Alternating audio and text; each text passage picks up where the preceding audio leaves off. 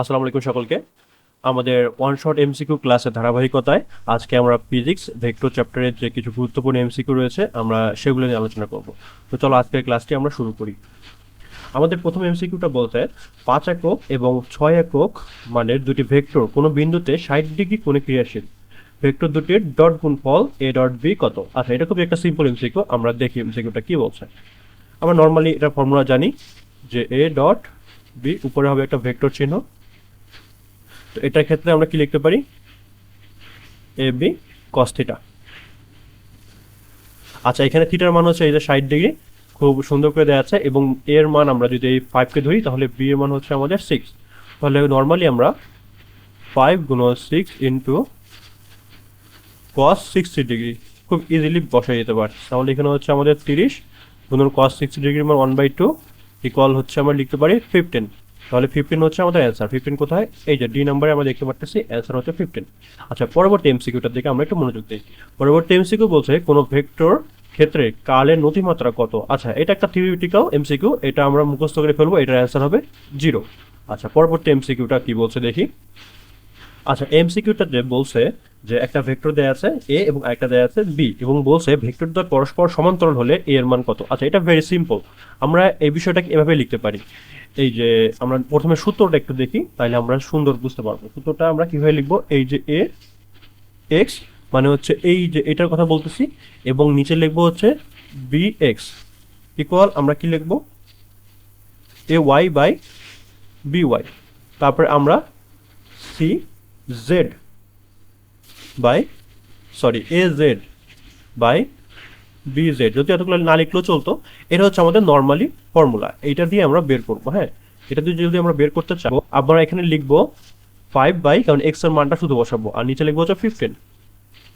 এটা ইকুয়াল আমরা এভাবে লিখতে পারি 2 বাই এ লিখতে পারি, এবং তারপরে আমরা ইকুয়াল দিয়ে -3 বাই -9 লিখতে পারি। আমরা এখন যে কোনো একটা থেকে এখানের মানটা বের করতে পারবো। তাহলে আমরা সহজভাবে এই যে এই দুটাকে সিলেক্ট করি, তাহলে আমাদের জন্য বেশি সুবিধা হয়। তাহলে প্লাস মাইনাসের ঝামেলা থাকতেছে না। তাই 15 ইকুয়াল 2 বাই 8। তাহলে এখানে হচ্ছে 1/3 ইকুয়াল 2 বাই 8। তাহলে বিষয়টাকে এভাবে যদি লিখতে চাই তাহলে হচ্ছে এর মান ইকুয়াল 6। এই যে 3 2 এর সাথে যা গুণ হয়ে যাবে এবং এ চলে যাবে এখানে। ভেরি সিম্পল একটা ক্যালকুলেশন। তাহলে আমরা এভাবে বের করতে পারতেছি এর মানটা হচ্ছে আমাদের 6। 6 কোথায়? এই যে বি নম্বর অপশন আছে আমাদের 6। তাহলে অ্যান্সারটা আমরা খুব সহজেই পেয়ে গেলাম। আচ্ছা, তাহলে পরবর্তী প্রশ্নটা আমাদের বলছে স্কেলারের গুণফল বিনিময় সূত্র অপশন দেওয়া আছে মেনে চলে না, মেনে চলে, এ ও বি উভয় এবং কোনোটি নয়। আচ্ছা, এটা একদম থিওরিটিক্যাল প্রশ্ন, এটা আমরা মনে রাখবো যে ভেক্টরের স্কেলার গুণফল বিনিময় সূত্র মেনে চলে। তো এটার অ্যান্সার হবে আমাদের বি। আমরা পরবর্তী প্রশ্নে চলে যাই।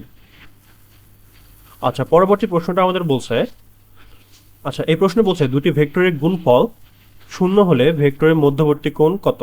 আচ্ছা, এটা একটা থিওরিটিক্যাল প্রশ্ন, এটার অ্যান্সার হবে 0, এটা তোমরা মনে রাখবা। আচ্ছা, তারপরে প্রশ্নে বলছে যদি এই যে এ ভেক্টর এবং বি ভেক্টর পরস্পর যদি লম্ব হয় তবে এই আলফার মানটা আমাদের নির্ণয় করতে বলছে। আচ্ছা, এটা খুব একটা সিম্পল। এটার প্রথম ক্ষেত্রে আমরা থিওরিটা যদি বলি, কিভাবে থিওরিটা হবে হচ্ছে এই যে এ ভেক্টর ডট আমাদের বি ভেক্টরের মান যদি 0 হয় তাহলেই আমরা বলতে পারি এই ভেক্টরটা পরস্পর লম্ব। তো আমরা এই থিওরি থেকে এই কোশ্চেনটা অ্যান্সার করব। আচ্ছা, প্রথমে আমরা তাহলে এটা ডট গুণফল করে নিই। তাহলে এ আছে 2i plus alpha J plus K, এখান থেকে হচ্ছে, আর এটা হচ্ছে -2i আর প্লাস জে -2কে। নর্মালি আমরা গুণ দিই, গুণ দিলে হচ্ছে কি আমাদের 2 এর সাথে -2 গুণ দিলে হচ্ছে -4। তারপর আমাদের প্লাস চিহ্ন আলফার সাথে, এই যে আলফার সাথে আমরা যদি এই জে 1 গুণ দিই তাহলে হচ্ছে শুধুমাত্র আলফা। আর তারপরে আমাদের এই কে এর সাথে যদি কে না, কে এর আগে আছে 1, এই কে এর সাথে -2 গুণ দিতে হবে, তাহলে হচ্ছে -2 ইকুয়াল আমাদের কি দেখাতে হবে? 0। যদি 0 দেখাই তাহলে এই পাশে হচ্ছে আমাদের -6 প্লাস আলফা ইকুয়াল 0। তাহলে এই পাশে -6টা ও পাশে চলে গেলে হচ্ছে শুধু 6। তাহলে আমাদের আলফার মান কত বেরোচ্ছে? আলফার মান বেরোচ্ছে আমাদের 6। 6 কোথায়? এই যে দেখো সি নাম্বারে আছে 6। তো এইভাবে আমরা নর্মালি ডট গুণ দেওয়ার মাধ্যমে এই লম্বটা থিওরিটা প্রমাণ করার মাধ্যমে আমরা আলফার মানটা খুব সহজেই বের করতে পারি। আচ্ছা, আমরা পরবর্তী এমসিকিউটা দেখে কি বলছে। আচ্ছা, এই প্রশ্নটা আমাদের বলছে কোনো স্থানে বাতাস 30 কিলোমিটার/আওয়ার বেগে পশ্চিম দিকের সাথে 45 ডিগ্রি কোনো দক্ষিণ দিকে বইছে, তাহলে বাতাসের বেগে পূর্বমুখী উপাংশের মান কত হবে? আচ্ছা, এই বিষয়টাকে আমরা এভাবে লিখতে পারি, এই 30, যেহেতু আমাদের বলছে কি পূর্বমুখী উপাংশের মান আমাদের হবে 30 কস, আর এখানে দেওয়া আছে একটা অ্যাঙ্গেল, তো এটাকে লিখতে পারি কস 45 ডিগ্রি।